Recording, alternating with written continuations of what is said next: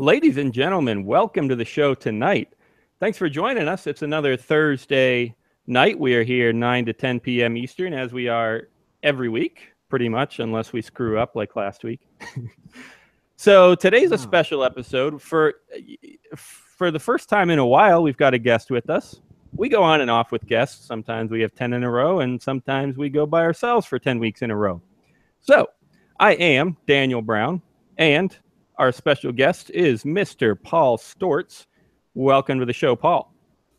Thank you very much. Thanks for having me. And I'm also here with Tim and Zach. Say hello, guys.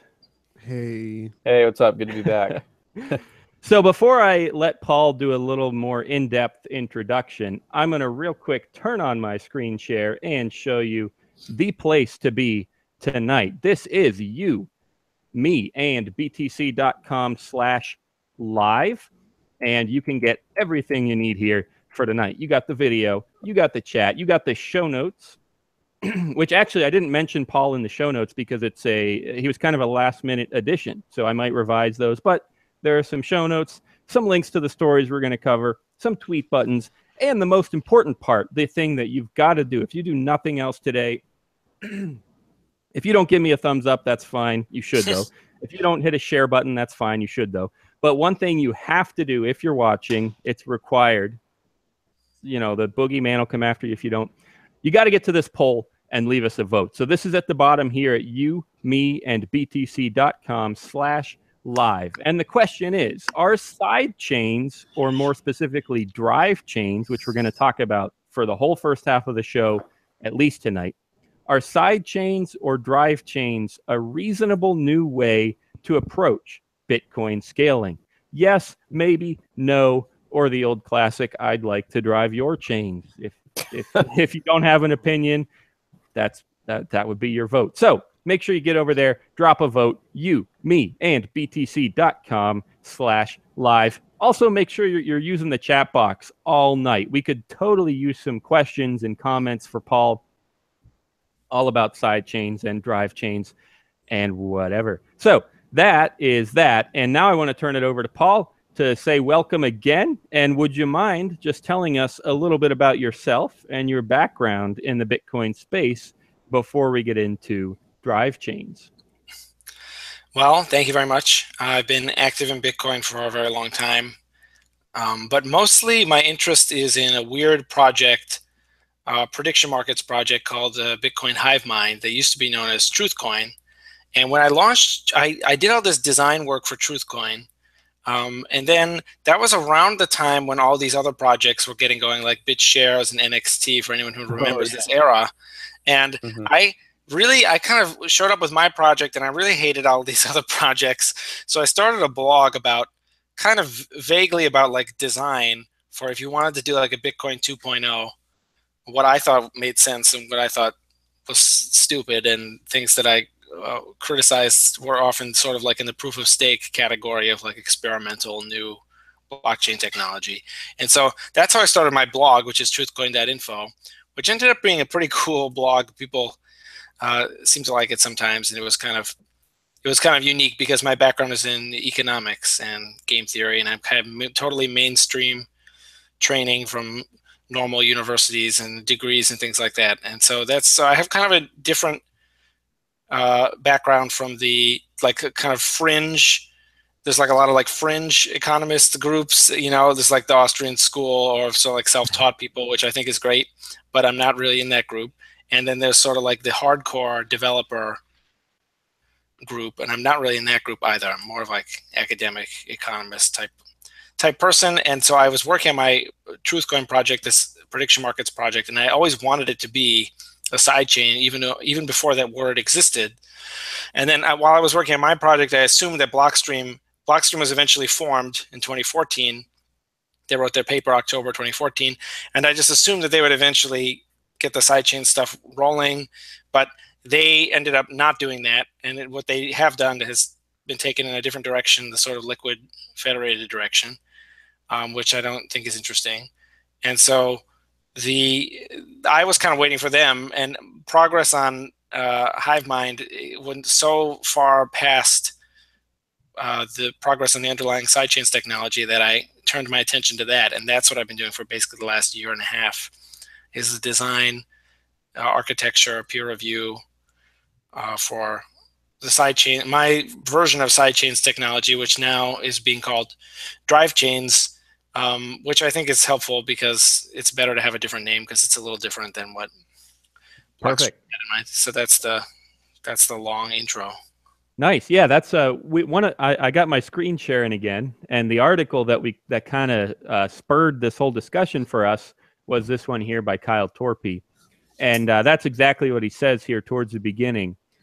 Paul Stortz started working on the idea of sidechains after the lack of progress slowed down his own project, a Correct. decentralized prediction market known as Bitcoin Hive Mind.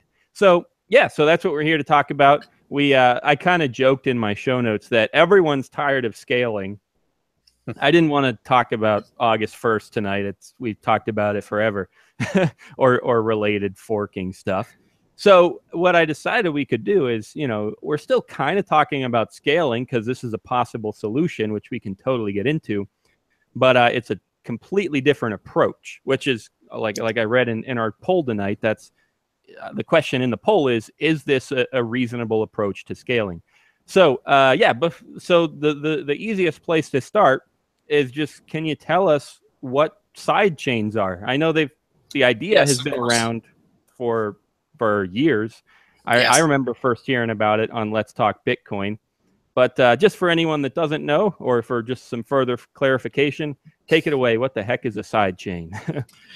Well, there's like an endless amount of complexity to it, but I think the real idea is very simple, which is that it's basically just an altcoin, but there's been some tweaks to it so that it's using the same Bitcoin currency unit. And so there's 21 million Bitcoins, and you can move them from one chain to another.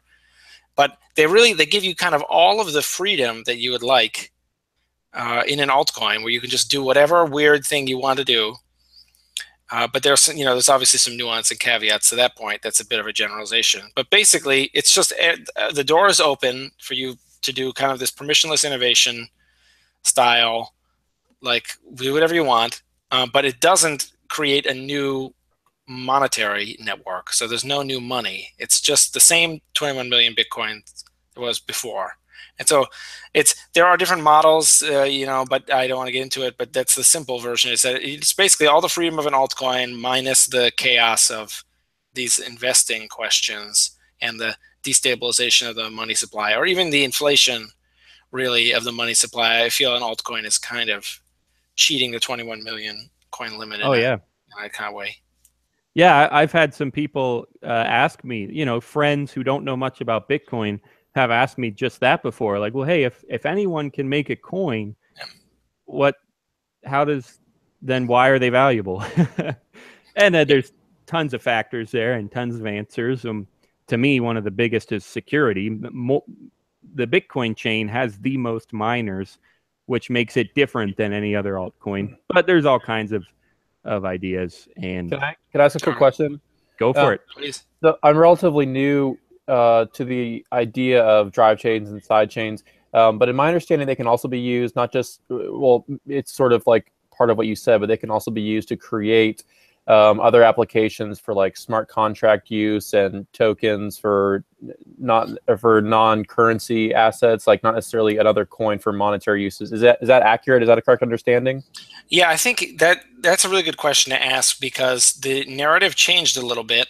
It used to be like in early 2014, the sidechains narrative was something like, okay, these altcoins are doing all these different things, where it's a little tame by comparison. I remember when a different thing was like Litecoin's interblock time or something of 2.5 minutes. That was like a different thing. But now stuff has gotten like very alien. You have like a Mimblewimble, and you have all this new Ethereum and weird stuff like that.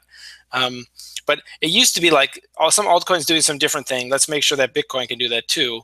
Or it was something like, well, we want to test something out on Bitcoin, but it's too weird.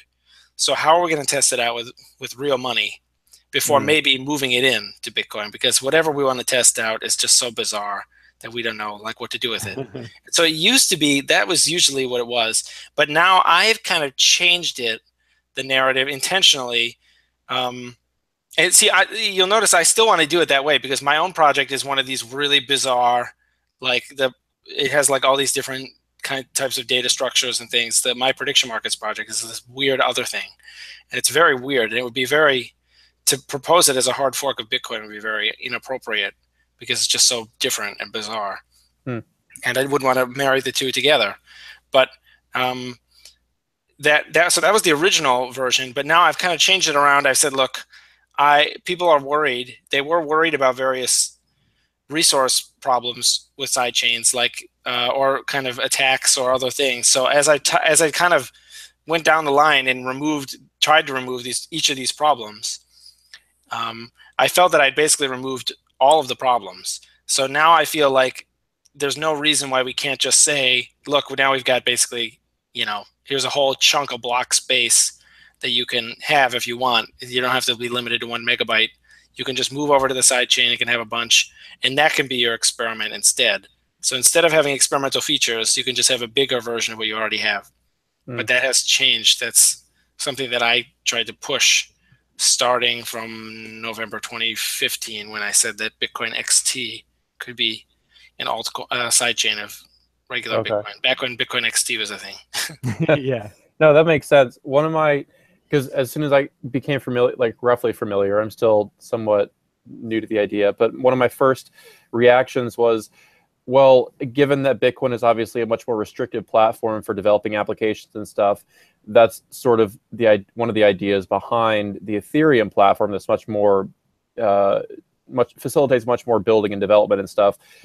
My initial reaction was, well, why do we even need this? Why? Obviously, Bitcoin is more established, but this seems like something Ethereum is designed to be more facilitatory towards. Does that make any sense? Are you saying that you think Ethereum would adopt sidechain technology?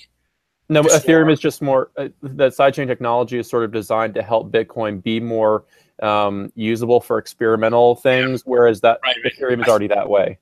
I think I know what you're saying. There's a trade-off between permissionless innovation and just like quality control, really. Okay. Okay. Right, but it's a really important question because in Bitcoin, there's like the quality control is set all the way up, and so the permissionless innovation is very low. And in fact, and I don't really mean this in a bad way, but I used to work for a Fed chairperson, believe it or not, and I was watching the Fed testimony because I wanted to catch it in real time the moment when the guy does the things.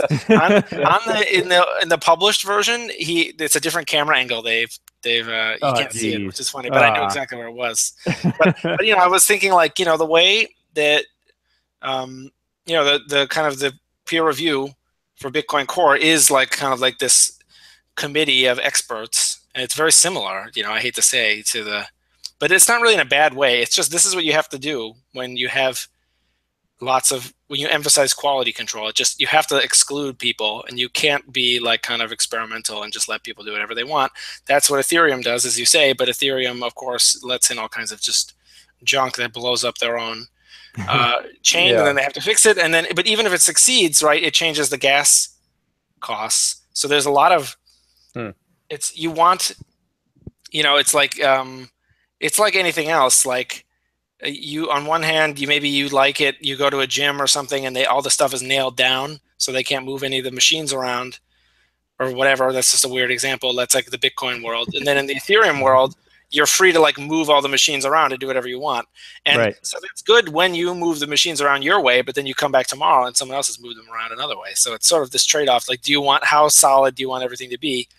And so Bitcoin is very solid, and I think actually sidechains should push both of the people further in the direction they're already headed, which is that the main chain, the parent chain or the root chain, which is a Bitcoin we already have, that should get more ossified, and it should just not change at all. And that should be a hardened thing, in my opinion, my humble opinion. And in contrast, the sidechains themselves should be way more experimental than they were otherwise planning on being, because it's just it doesn't matter now. So they can do that.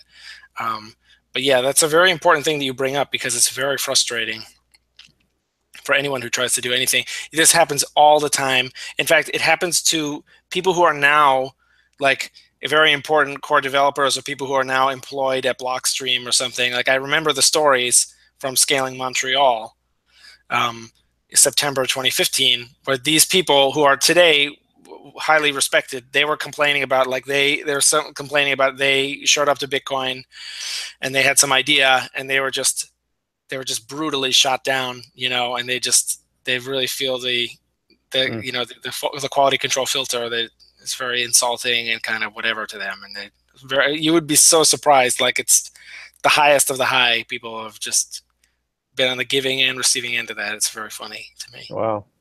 So I think one term that people use a lot that helps describe the discussion that just went down is the idea of Turing completeness, which is what Ethereum has and Bitcoin doesn't. Which is I don't need to get into it a ton because you both just kind of covered it. But it sounds like that's kind of what you just went over, where Ethereum has that Turing completeness. It can do all kinds of stuff. Developers can do anything they want on Ethereum, whereas with Bitcoin, you get send money from A to B and a few other things. And that matters is because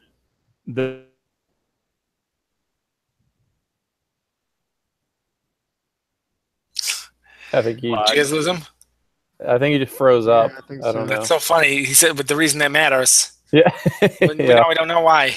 They're trying to shut him down. They're trying to Oh, shut down. They're trying to shut him down. They have the Ethereum smart contract that it waits when people talk about Ethereum, and then it throttles their upstream. Daniel, Did are you you get me alive? back? You not shot We yet? got you back, but you froze up right as you said the reason it matters is. Yeah, the reason it matters is just because. Okay. Well, What? We're getting trolled by the internet now. Yeah. We're just getting trolled Oh, hard by the guys, they're internet. taking us down. no. All right, I'll That's Okay. not any better. Well, I can actually talk a little bit. I mean, it's the same principle that Turing Yeah. completeness lets you do anything, and you don't want to.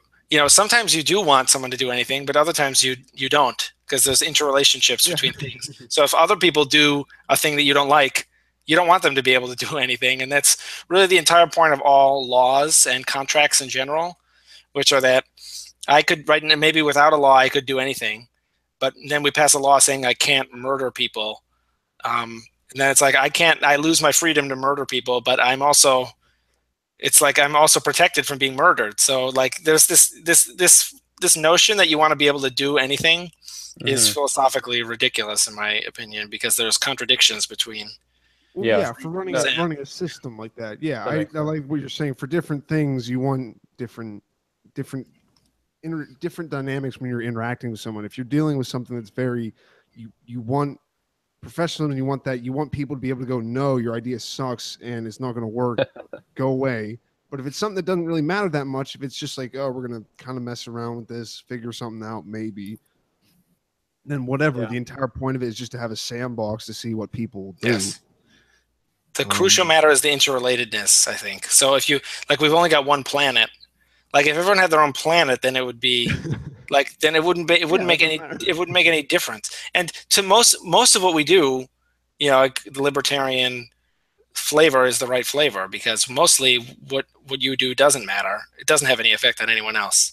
I think it's pretty rare that what you do, like, if there's a difference between like you choosing to buy one flavor of ice cream over another flavor versus like you building like a nuclear bomb for fun just to see if you can do it or something while you live in the middle of Chicago or something, that like, this. So it's just mostly you do want people to be able to do whatever they want to do. That's wonderful for creativity and everything else, but it's not, and that's part of the point of this project, is that it just lets people create any weird blockchain they want. And if you do want to do that, then you can, but if you don't, but you don't want to go like 100% in that direction. So that's why I'm kind of skeptical of Ethereum. Yeah. While we're, I guess Tim just got back on. I have a question for you that I hope some of our listeners will be engaged in. But since we have you on the show, I wanted to ask you.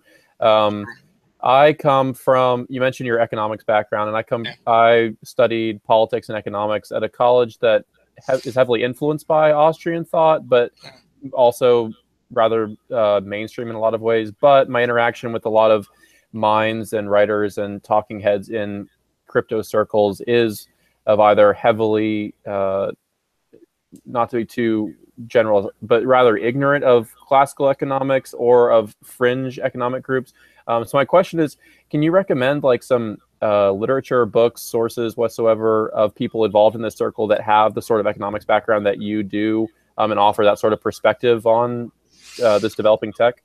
Okay, that's an interesting question. I'm really not sure. I mean, I know like I think my perspective is pretty unique. I mean, I know there's Tour de Meester and the Tone Vase who have mainstream. Tone Vase has like a financial engineering background, and Tour de Meester has a economics background from, I think, a European university. Okay. But yeah, I mean, I like the thing about the Austrian school is that I like it. I like it as a body of work, but I think that the adherents, just like, you know, they're just gonna go a little. They're just gonna go a little crazy. They think that there's an Austrian solution for like every problem. You know, even problems that are just boring and that don't need any solution at all. No, yeah, I agree. And something I don't obviously necessarily agree with, but a lot of the flavor of the economic preconceptions, or at least presumptions for people in these circles, are sort of like anarchist, down with everything centralized or established. And I don't think that's necessarily productive either. That's a little far from me as well. But so what I tell people is that I think we should just move in. I'm strongly, I think I look at society today and I think it needs to move very strongly in a libertarian direction. Oh yeah, I agree. I think really everyone agrees that we should walk toward, you know, the anarchist like direction, and then just keep looking around to make sure that we still like, you know, where we are and where we're going. And that's a shame that I think one part of it is that I have a little bit of a background in psychology as well. And Robin Hanson's one of my favorite people. I don't know what university you were talking about, but I kind of got like a George Mason University vibe or something from that. I am connected somewhat with George Mason. I'm from Northern Virginia, but I went to Grove City College in north of Pittsburgh. Yeah. Okay, cool. I'll have to look into that because I'm not familiar with it. But what I was going to say is that there's kind of a, let me see how am I going to put it. There's like, yeah, so I think people have different political views for different reasons. Most of the time it has nothing to do with the view itself. I think people are just like, they want to show that they care for poor people. And so they become Democrats and they become like minimum wage people or whatever. Or they want to show that they care about the environment, or they want to show that they care about working hard and being a good neighbor, so they become Republicans. And I have a sneaking suspicion that the libertarian flavor of this is the people who really like to argue from like first principles. Yeah. And they really like to show off everyone like how they're not afraid to take a fringe view. And I think they kind of double down on that with the anarchism. Like, and then you have two groups of people who are really just fighting over who can be the most extreme, yet while remaining logical. And then it ends up having nothing. Because the practical advice is exactly the same in both cases, that we should be more libertarian, and then we should check. You don't like make a plan like this and then just say, we're going to blindly follow the plan until it's full 100% anarchy. We're never going to like look around and adjust the plan ever. Like but the fact that people don't never stop and think about that, I think is just, just people are having fun with the arguments. I get hung up for 5 minutes and all of a sudden it's 100% anarchy over here. No.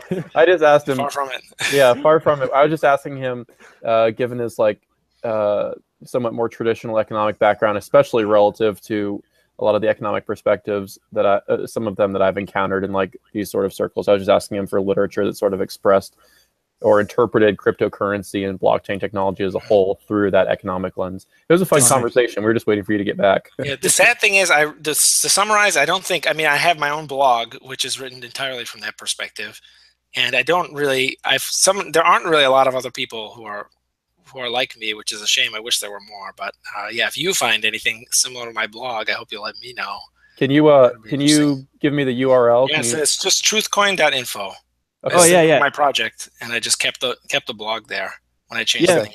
For all the listeners, as a reminder, Paul was a last-minute addition to the show, so I'll revise the show notes eventually and add some of these links in there and everything. So we'll get there. Well, yes, it's funny. I read the show notes and I was like, oh, good. I'm not going to have to talk about scaling. Go back in. I mean, but I was like, there's so many things to talk about with sidechains, which is, the altcoin. Oh yeah, one. Yeah, exactly. So I had a question from a while back, and I guess I'll get to it now, and it's not super related to scaling. So you mentioned that you went through the list of problems one by one, and theoretically took care of them. So can you tell us about some of the biggest problems that some people think sidechains have? Yeah, and that's what you had to do about them. Okay, so that's a really good question because the process is long. So so what I tried to do is I tried to you take a big sheet of paper and you tried to cut it into big chunks of it off first. So in practice, what the sidechains process is new software that nodes have to run, and it has some effect on the messages that are sent across the network. So that's really the extent of it. And the goal of sidechains is this altcoin type thing, as I mentioned before. So the goal is to have something like independence of the different pieces of software, so that what another piece of software does, if that explodes or crashes, it doesn't need to affect you. So that cuts out a huge chunk of the problems right there.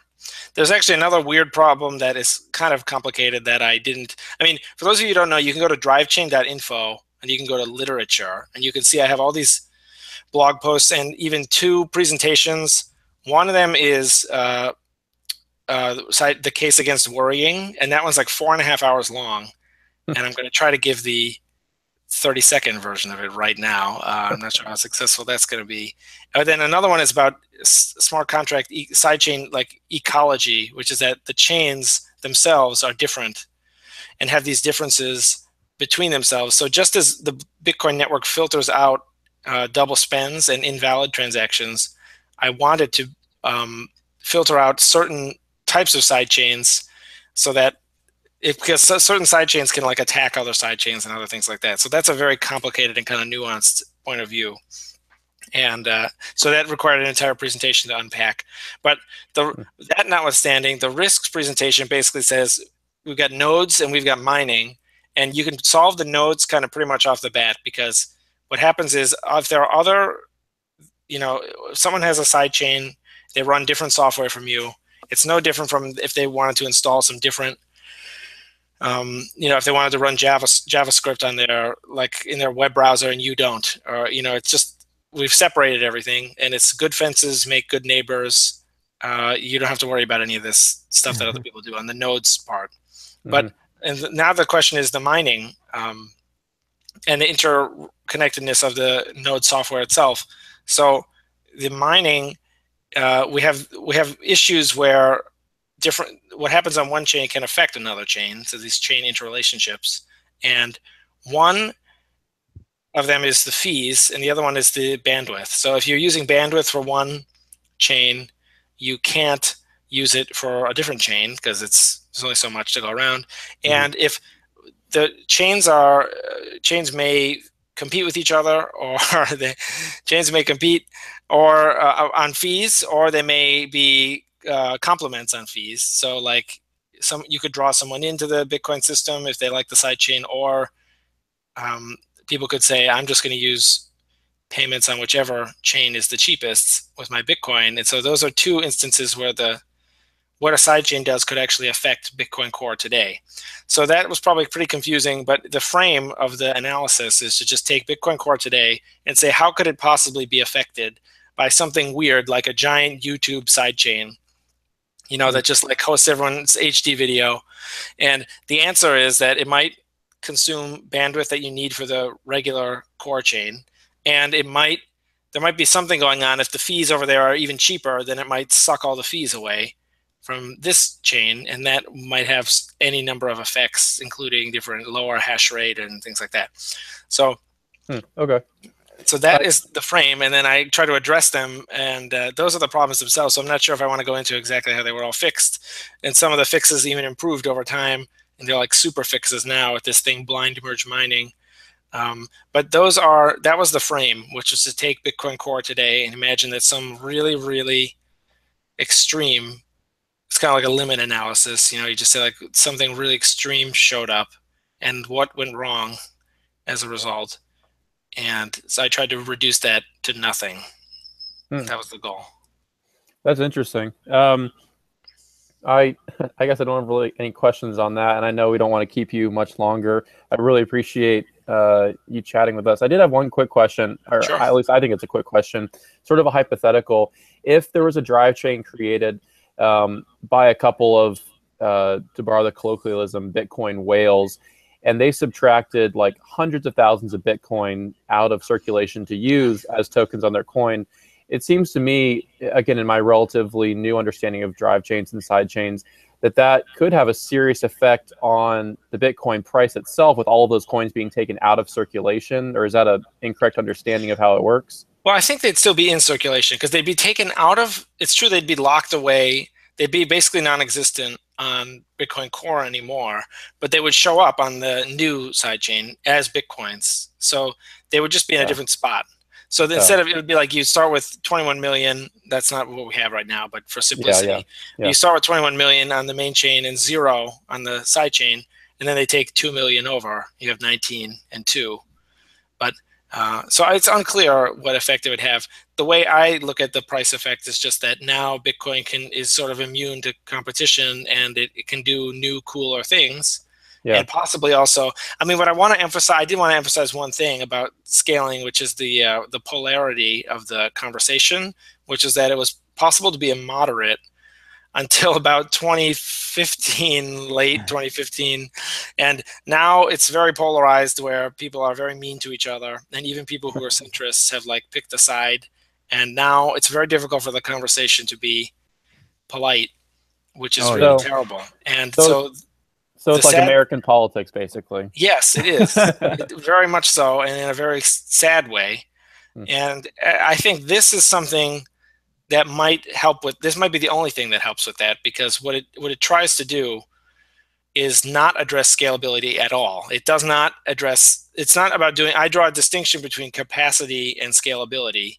And I say capacity is just the throughput, but scalability is doing more with less. So scalability is like, we have this level of technology which we improve, and so now for like 1 megabyte worth of block size, we can now do way more stuff with it. That I would say is scalability, but increasing the block size itself is capacity. And so like Lightning Network is both scalability and capacity. Increasing the block size is only increasing capacity. It's not increasing scalability. And like Schnorr Schnorr would be, if post-SegWit Schnorr signature aggregation would be only scalability. What would be scalability and capacity? Because it would be for a given block size. But like I try to draw this distinction. What I'm saying with sidechains is that you're just copying what you already have and moving it up. And I think that's what people really want, because the real debate is over how much capacity, like how many resources is appropriate to commit to running a node. So even if we had lots and lots of scale, which Lightning does, we have this experiment actually ran where scalability was a big conversation and everyone was angry. And then Lightning Network came out after that, and it's increased scale by like a factor of 1,000 or something crazy, right? And you'd think, oh, everyone would just stop talking about this. But not the case. Everyone was only angrier than ever, because they're saying now we can do even more. If we only move the block size from 1 to 2 megabytes, it would be even better Lightning. And so I think it's not really about scalability. Everyone wants to do more with less. It's really about the resources committed to running a node.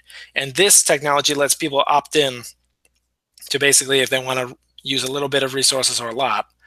And I think that is really the key to getting everyone to stop being so mean to each other. But I don't know, maybe people will still be, I mean, I thought when the Lightning Network came out, it would be over, and it did not.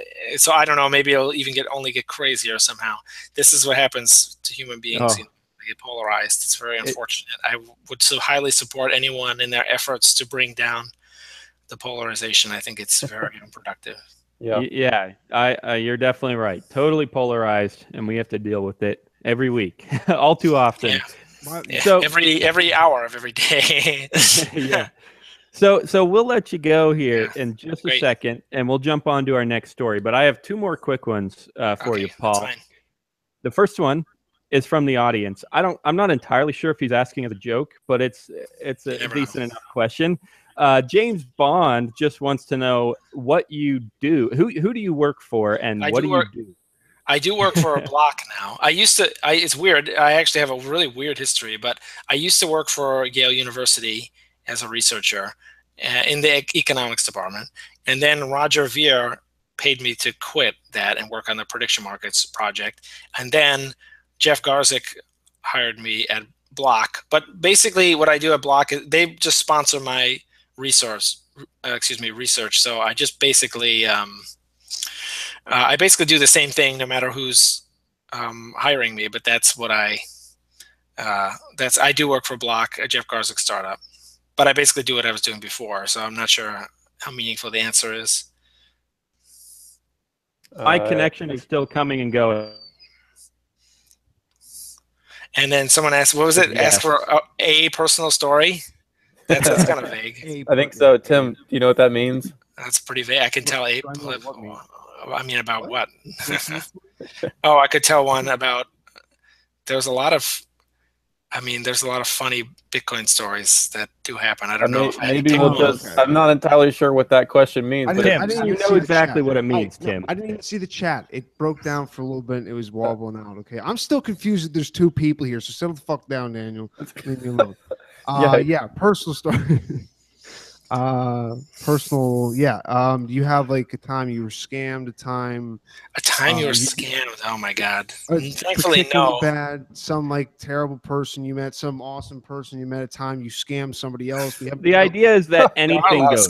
We try to ask all of our guests for just a personal story from the Bitcoin space. Anything goes. Funny, bad, scam, sad, angry, hilarious, whatever. I don't want to hear a sad one though, not really. Bitcoin is just so full of like really, really interesting people. I mean, I don't even know where to begin my contribution to the story. We try to warn people, but we forget sometimes. Oh yeah, everyone is just so crazy. Oh, I do have a funny story actually. It's really funny. I don't even know if I couldn't even. Someone wrote in chalk on the department. It wasn't me. Although it was me at some point. Someone wrote on the Yale Econ department, the left side of the door, they wrote in chalk BTC, like in the year 2013 or something. And so I went over it in chalk and made it a little bit bigger.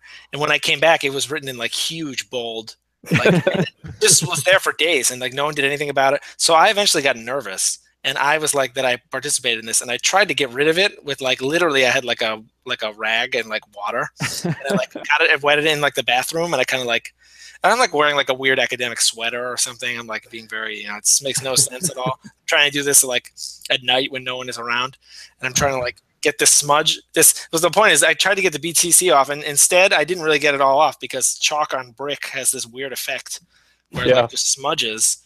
And so I mostly got it off, but there was a smudge there for like the next like 18 months. And in fact, there's a hilarious, they do like the class photos for the grad students. Mm-hmm.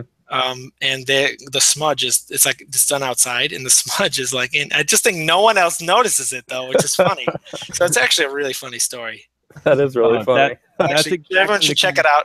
Drive down Hillhouse Avenue if anyone's ever in New Haven and try and look for what I'm talking about. I felt so guilty that I had anything to do with this. I did not start it. I did not exacerbate it. But I did go over it, and I thought it was so funny. It was so weird. Exactly the kind of story we're going for.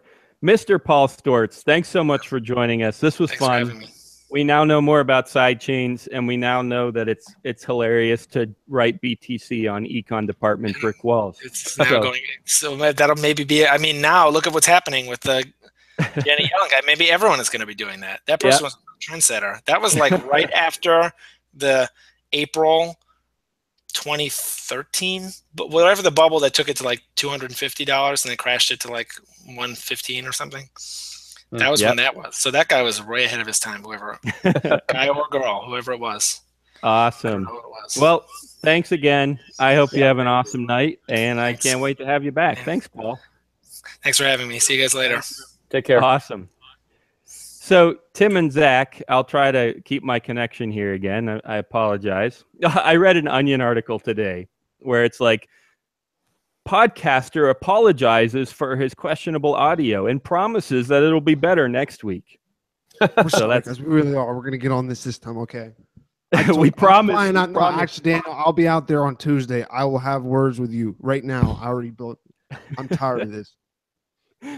Oh, geez. Well, hey, so I'll leave my video off and hope for the best. But one thing before we get into Karpeles and Mount Gox, Vortex was in the chat, and as much as I hate talking about scaling these days, I do want to cater to our audience because this wouldn't be possible without you.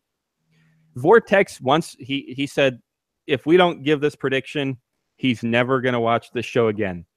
He wants to know, do we think on August 1st there will be a fork or not? Simple question. He didn't specify, oh, is it going to be SegWit 2X? Is it going to be UASF? Is it going to be Bitcoin XT? No, none of that matters. We're not talking about which chain does what and who and when and who attacks who. No, simple question, yes or no answer. Will there be a chain split on August 1st? And again, we've probably covered this before, but like I said, we're here for the audience, so we're going to answer this question. What do you think, guys? Yes or no? That's kind of, well, I feel like that's a pretty, It's actually, it seems like an easy question, but it's not. So here's my answer. I think it's easy to answer, and then I'll give my answer. It's easy because we don't have to say what we think will fork. It'll right. fork into, or what type of fork, or even how many forks. Like who knows what could happen. So I would say it's at least even money that yes, there will be a fork. No, there won't. I was actually just reading a couple articles on Zero Hedge, which is a great news outlet on financial, all sorts of stuff, political, related to financial stuff. And they're talking about quantitative easing. Not in the U.S., somewhere else. But they made the comment similar to Dan's theory of disaster skepticism. They're like, people just get way too in a frenzy about things that don't really happen. Oh, and they're talking about the stock market, how people think the stock market is like going to have like a huge correction in October or something. And he made the point, so many people are expecting this to be so huge that, hey, maybe it's not even going to be a thing at all. And maybe some of that carries over to the fork. I would say it's at least even money that there will be a fork or not.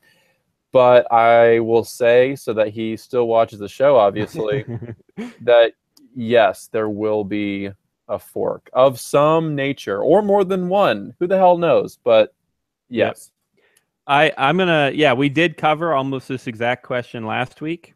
And my answer was kind of catastrophe skepticism. Now, it really isn't a catastrophe for there to be a split. So even if there was a split, I would maintain my catastrophe skepticism. But I'm still going to go ahead and take that a little farther and say there won't. I'll go ahead and take the opposite opinion. I don't think there will be a split. It is still the biggest cryptocurrency, the most popular, the most valuable, the most used. And I think that the users are just going to say, listen, I'm not willing to risk my coins with a split. I'd rather have a unified network, easier, fast, more convenient, less confusing, less, that we talked about the brand a lot last week. Yeah. If you want to learn more, just go to last week's show. But yeah, I'm going to go ahead and say there won't even be a split. Even if there was, it wouldn't be a catastrophe, but I'm still going to say I don't think there's going to be a split. Too many people, too much money is involved. They're going to sort it out. Take it away, Tim. All right, cool. I just keep on rubbing my nose over here. Anyway, fuck both of you. I'm not even going to answer the question because that's what we need to do. We need to keep the listeners coming back forever, so they're always just stuck listening. Yeah, we'll push. I dislike United States Air Force. I think what they're doing over in those countries is terrible. No, it's United Air States Force. Yeah, United States Force. United States Air. What do you like? We're like the National Guard, but on wings. All right. Well, Tim refuses to answer. I think there'll be a fork, and I think most likely it'll just go in two different directions. All I right. think people, I Just don't like think Ethereum and people- Ethereum Classic. Yeah, I don't think people are really going to figure it out by then. All right. So we could also, just to keep our ratings up, we could start a movement to push back the soft fork like a couple months. So then we have another few months of like antagonizing, polarized discussion. What are they going And to then do? we'll start another movement to push it back another few months. And we'll just have the most interesting, polarized Bitcoin podcast ever. And our ratings will skyrocket. I think That's it's like, interesting. Sorry, I was just going to say, I think it's interesting to note that even though, like you mentioned, like more antagonizing controversy and whatever else goes on, anticipating August 1st, I think it's interesting to note that, like, obviously everyone in like who owns any amount of Bitcoin doesn't probably know that this is even coming up. Like Coinbase added 1 million users in a month, and probably most of them have no clue. But still, like a lot of people in the space know. At least a lot of people are heavily invested in crypto, especially Bitcoin. But it's still like the price is on like a month and 3 month time window, still climbing. It's still as volatile as ever, climbing and correcting, climbing and correcting. Like even if there is some huge fork, I don't know. I'm kind of a disaster skeptic in this area with Dan too. Like everyone, a lot of people are expecting it. The price has been behaving as normally as a Bitcoin price can behave recently. I don't think it'll be that big of a deal, even if there is some sort of fork. My 2 cents. all right. Yeah. So, speaking of ratings, we could pull like the old WWF versus WCW, just make a super manufactured rivalry, and everything turns out good for us. But yeah. Anyway, that's that. There it is. That's what we got for you. Like I said, check out last week's show if you want to learn even more about our opinions on all that. I'm gonna skim through the chat real quick because we didn't get to it a ton with our guest on. And there's some awesome people going back and forth in here. We got NY Cartoons. We got James Bond going on about all kinds of stuff. Thanks for joining us, He's James. asking you to unify things, Daniel. He wants. Yeah, I a wasn't really unified sure what he front. meant by that. He He's said I getting need to super- unify this ASAP. But Way I still alt-right, man. Way altcoin. Altcoin. That's it's been in front of us the entire time. The altcoins are just Trump. What? I don't know. Go. All right. Yeah, no, I don't believe in unification. Period. End of thought. Did we lose him? I do not believe in unification. Period. I think he's Dan. Where are you? I'm at home. I don't. Oh, was that the end of the thought? Dan Brown, I don't believe in unification. Fuck your unity. I think he's fading in and out. That was a funny end of thought, though. We're getting chats. We're chatting show notes. Do Karpeles. Do. Okay, no, that's what we're going to do. We're going to raise money for the You and BTC team to go, and we are going to sodomize Karpeles on behalf of everybody who lost money. Yeah. It's actually, maybe. Anyway, okay, yeah, we're going to talk about Karpeles because we're going to remind everybody about Mt. Gox and about losing money. Yeah. Actually, no, before I do that, I think Daniel was going to go through chat. No, we talked about not making any kind of Yeah, we covered most of the unifying. chat. Just unifying. Like I said, I don't believe in unification. Okay. Okay, we're looking, or I stole just an article from the show notes that Daniel already put up. So I guess I probably should use this, but it's from Reuters, and it's Reuters. by Reuters, like Hooters. It's Hooters with an R. Reuters, like the plumber around here, by Thomas Wilson. It's hashtag cyber risk, so you know they're serious about this shit. Chief of Bitcoin exchange Mt. Gox denies embezzlement as trial opens. It does a quick little overview of what Mt. Gox did. Karpeles is 32. In case anybody, I thought he was way older than that. I kind of Nah, dude, that's what makes it that much more interesting. Like he's almost our age. Like we could do this. We could run off with millions of Bitcoins right now. I would if I could. I just need everybody to donate more money to you and BTC. Hey, that guy who held up that buy Bitcoin and Janet Yellen Senate hearing, he held up his address too. $15,000. Like, So and people doing one this too. one person deposited a whole Bitcoin to his address. Well, the weirdest thing was that this idiot doesn't even know how to use a QR code. He took a picture of himself with like the address like typed out on a piece of paper. People had to type out his address to send him Bitcoin, and Can we get him 15,000.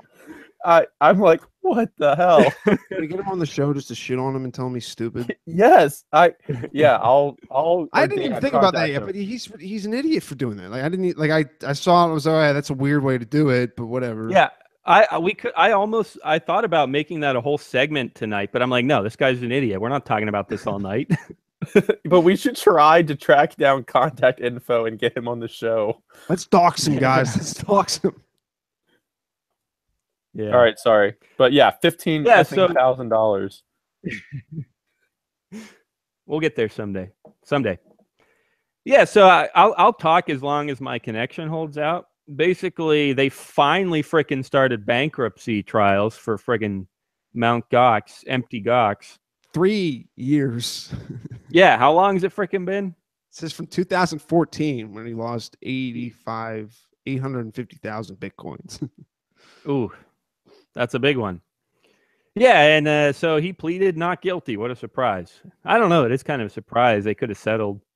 A lot of people take plea deals, but no, he says he's not guilty. Oh, he also, here's a big thing that's a little less known than Mt. Gox itself. One of the whole issues was that he was manipulating the price. There was a bot running on Mt. Gox. They called it the Willy bot. And essentially what this bot would do would just regularly buy Bitcoins without having money to back it. So it would drive the price up because this bot would just buy coins and drive the price up, even though it wasn't actually putting up the fiat currency that was buying those coins. That seems legal. Well, yeah, that's what today, he said that today or yesterday or whenever this was.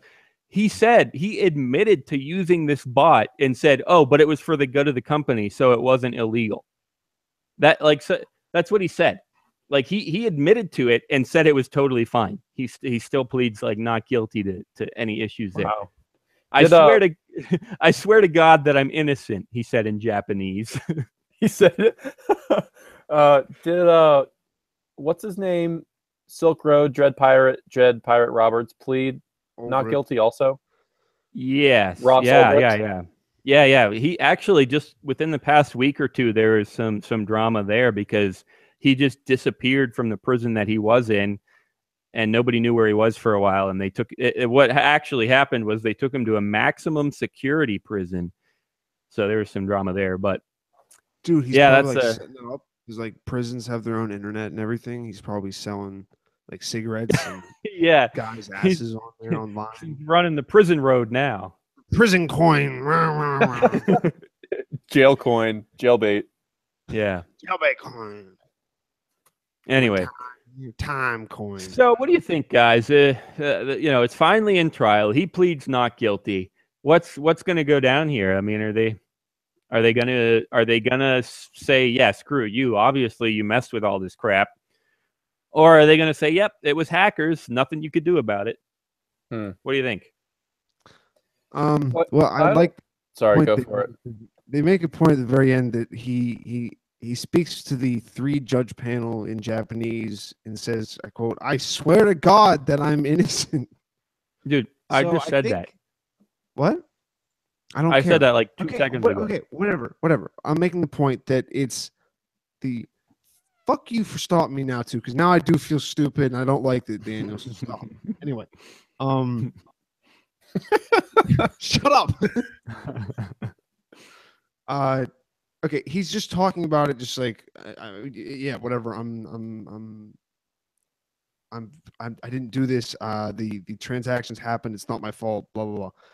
I think if he was more of an established business, he'd probably get away with it. He'd probably be able to talk his way out or just pay. Oh yeah, like certain number fine, which is like a percentage of what he stole. So it's like this isn't even hurting him. But I think as far as because he's the reason why Japan started making rulings, I think they're probably going to make an example of him So that's That's actually something I was just thinking about over the past few days, how there's like a sweet spot in between big shot and homeless person. Somewhere in there, there's a sweet spot where you're in big trouble. Because if you're a big shot, like a huge, like an exchange that's way bigger than Mt. Gox, or an exchange that trades US dollars instead of Bitcoins, if you're a big shot, it is pretty darn hard to get in trouble, just like you said, Tim. Also, if you're homeless, like, you're probably gonna be fine unless a cop kills you, or if you just are poor. Like you're not gonna. Right, I agree. Well, in there, it's great being homeless. Yeah, whatever. All I'm saying is there's a sweet spot in there where you're not a little fish where the IRS doesn't care about you or the FBI doesn't care about you or whatever. This is like kind of like Dread Pirate Roberts. Like, he wasn't a little guy. He wasn't poor. He wasn't homeless. He also wasn't a big shot. And so they went after him. He had just enough money to make him worth going after. There's a sweet spot in there. Nobody's going to go after the banks. So they're fine. But if you've got just enough money, then you're in trouble. You know what I'm saying? There's a sweet spot in there where you're in trouble. It's the money a little bit, but it's also just because they're not part of the crowd. They're not part of the party. They're not who's supposed to be respected. Like, I'm sure Dread Pirate Roberts has had more money than plenty of guys that they've kind of just passed over. But I'm like, it was a pretty big thing for a while. It was history making, but I think the same thing with like how obviously it's worse with how they went after Ulbricht,